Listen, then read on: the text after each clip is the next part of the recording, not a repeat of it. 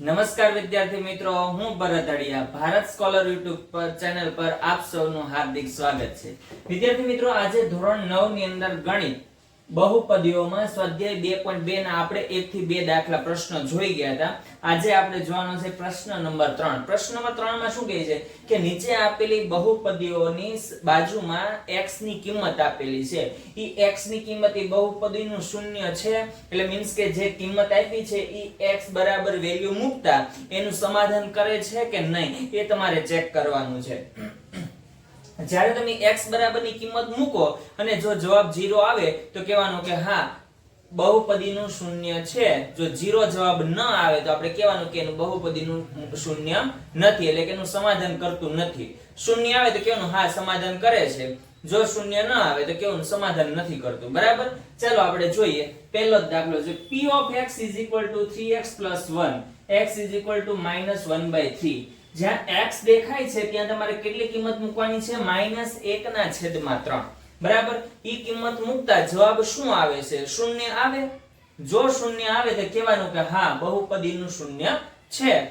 ના આવે તો કહેવાનું ના, હા આવે તો હા. બસ આટલું આપણે કરીશું. ચાલો જોઈએ. p of x ની કિંમત કેટલી લેવાની છે? -1/3 બરાબર 3 ગુણ્યા -1/3 પ્લસ 1. જો 3 3 ગયા તો વધ્યા કેટલા? -1 પ્લસ 1. માઈનસ પ્લસ કેટલા થાય?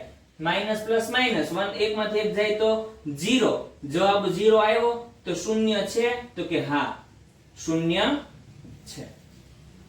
બરાબર, સેમ ટુ સેમ બધા દાખલા આવી રીતના છે, કઈ નવીન નથી. બરાબર, કિંમત આપેલી છે, કિંમત મૂકવાની છે, સાદુરૂપ આપવાનું છે. જો સાદુરૂપ આપ્યા પછી જવાબ શૂન્ય આવે તો કહેવાનું કે હા આ એનો શૂન્ય છે, કે હા એનો સમાધાન કરે છે. બરાબર, ચાલો જોઈએ આગળ.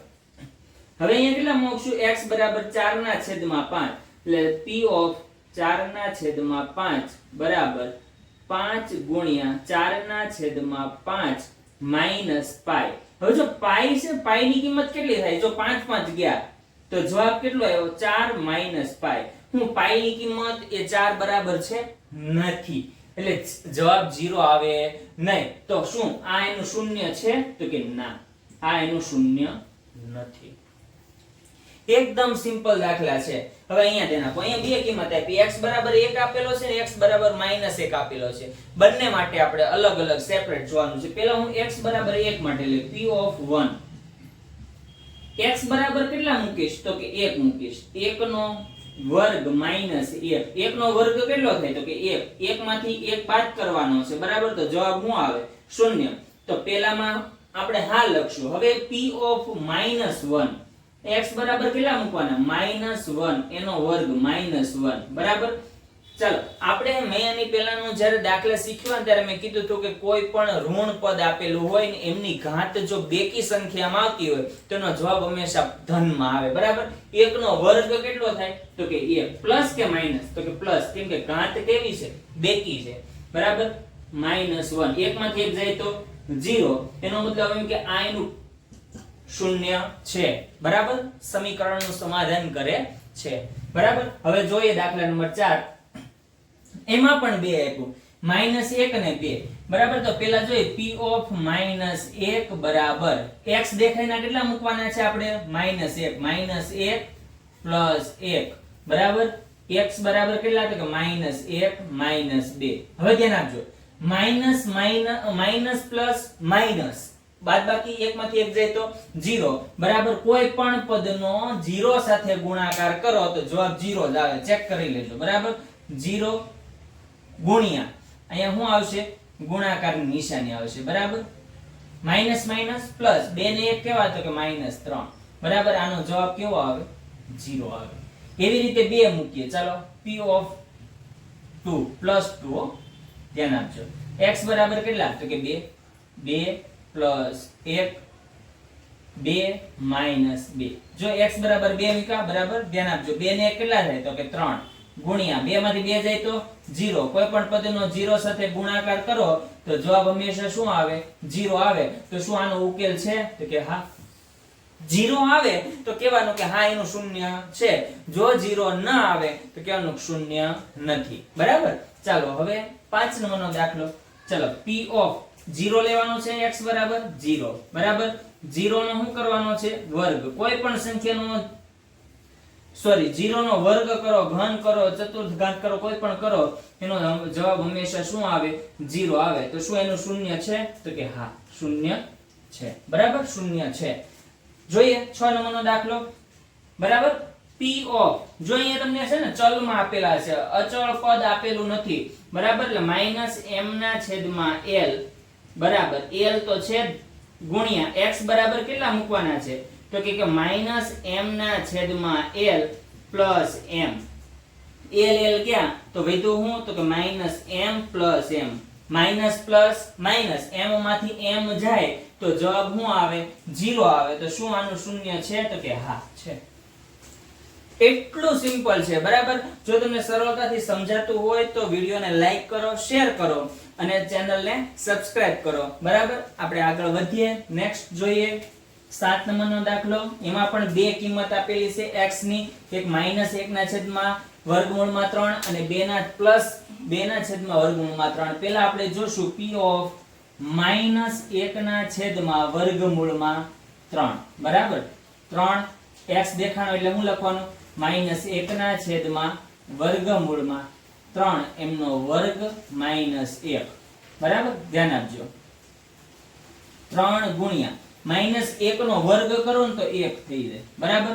વર્ગમૂળમાં 3 એનો વર્ગ એટલે વર્ગ અને વર્ગમૂળ દૂર થાય તો ખાલી 3 આવે બરાબર. -1 3 3 ગયા તો વધશે કેટલા તો કે 1 -1. 1 માંથી 1 જાય જવાબ કેટલો આવે 0 આવે. સેમ પોઝિશન અહીંયા છે.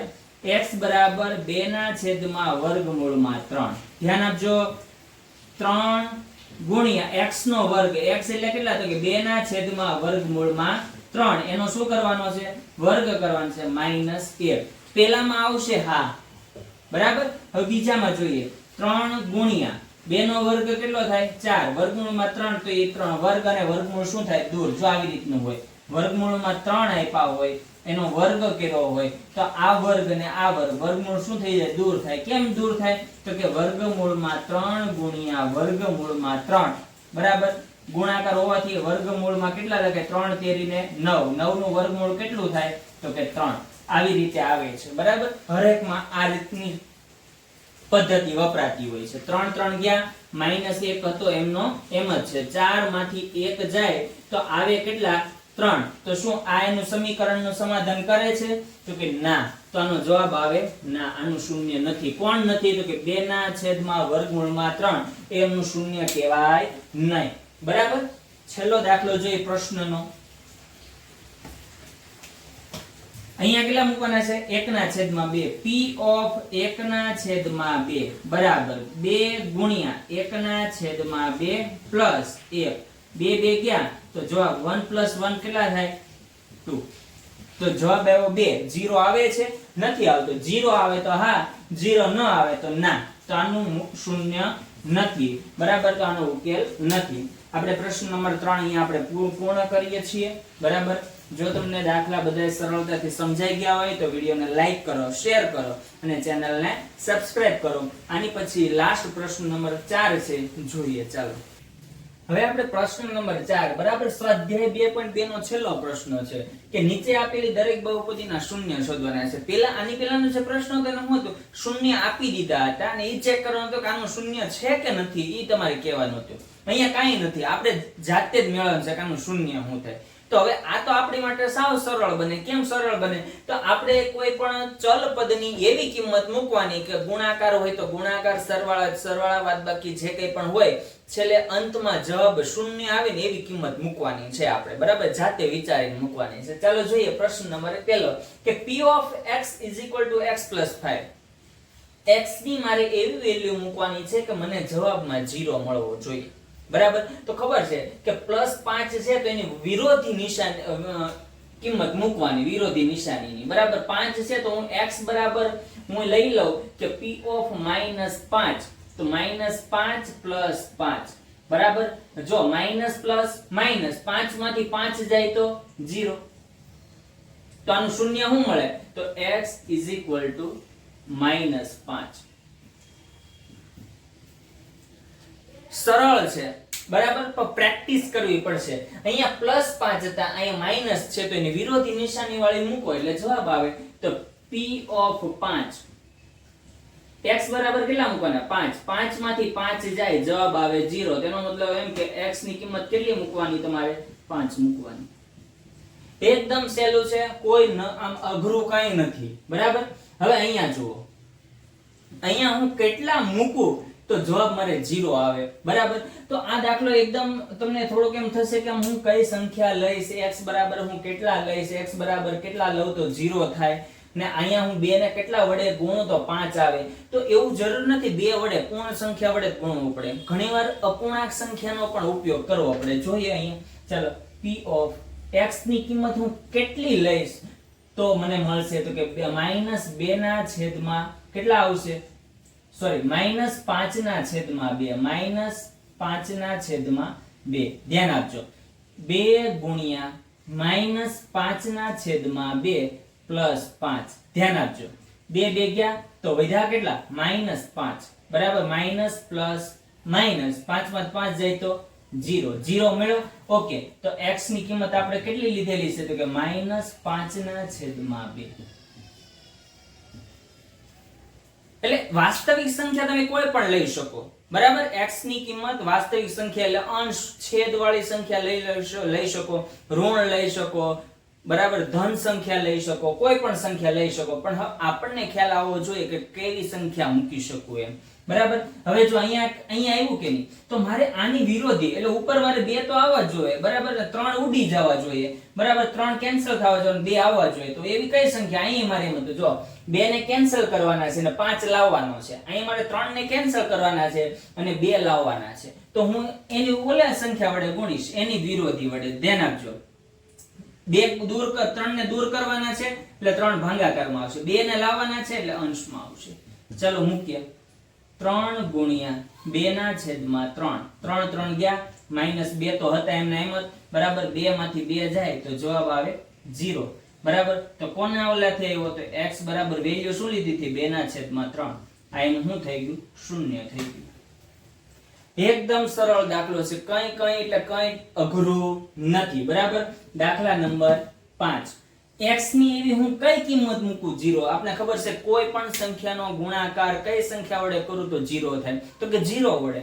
એકદમ સિમ્પલ, p ઓફ 0 લઈ લ્યો તો 3 ગુણ્યા 0 તો જવાબ આવ્યો 0. એનો મતલબ એ કે x બરાબર કેટલા લેવા પડશે તમારે? 0 બરાબર. સમજાય છે? અહીંયા જોઈએ, અહીંયા પણ a બરાબર 0 ને લેવાનું, તો મારે વેલ્યુ શું આવી જોઈએ? 0 આવી જોઈએ. x બરાબર તો ઉપર જે હતું એમ જ, તે p ઓફ 0 બરાબર a ગુણ્યા 0 બરાબર શું આવે? 0. એનો મતલબ એમ કે x ની કિંમત કેટલી લેવી પડે? 0 બરાબર.